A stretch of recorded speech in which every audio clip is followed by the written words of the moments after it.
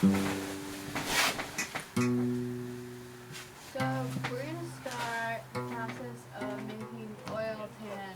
It's like a waterproofing. You can either do canvas or bed sheets, but it's basically just a process to waterproof them, so that you don't have to use a synthetic, noisy plastic tarp. So if you want to use like canvas or something that's more natural, you can still waterproof them. The material to use if you want to make it really watertight is Egyptian cotton, because the thread count is like much higher than other fabrics like canvas or even just regular cotton. So it allows it to be a tighter weave, which after oil tanning it makes it waterproof. Lightweight. Canvas when it's wet is like incredibly heavy, even when it's not wet. So this is like a really nice lightweight option. We're gonna mix oil, linseed oil, and mineral spirits together, half and half. About like 3 to 4 cups each you need for, I think it's like one of these, so we might not even get to do the second one. And we'll just dunk it in there and let it dry, and then we'll take a hose and try and see if it's waterproof or not. I just don't really want them to be blue, and I also want them to have like more of a camouflage look to them. So I was thinking we could dye them with turmeric. So blue and yellow make green, hopefully.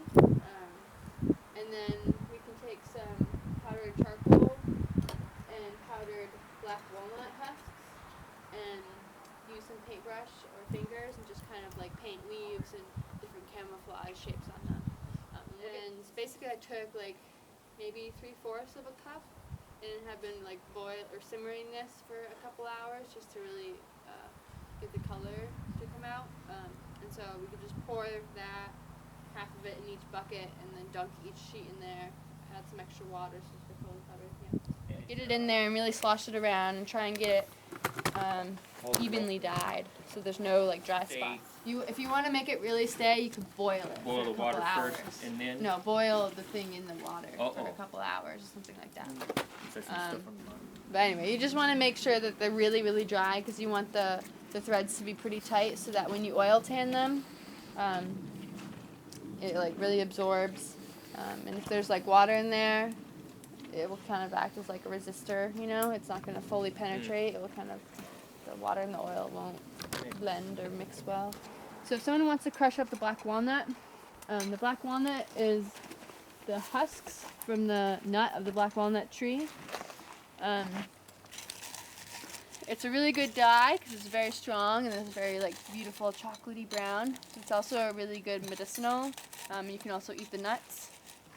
If you were to use it as medicine, you would want to collect it when the hulls are still green, and before they start turning brown. They can develop this like whitish mold that can be really toxic if you ingest it. So if you're making medicine, like a tincture with it, you always want to get it when it's still green.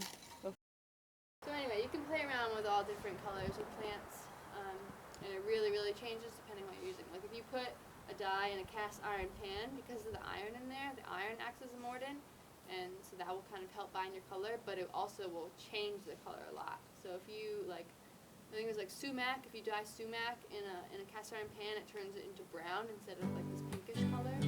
So it really can shift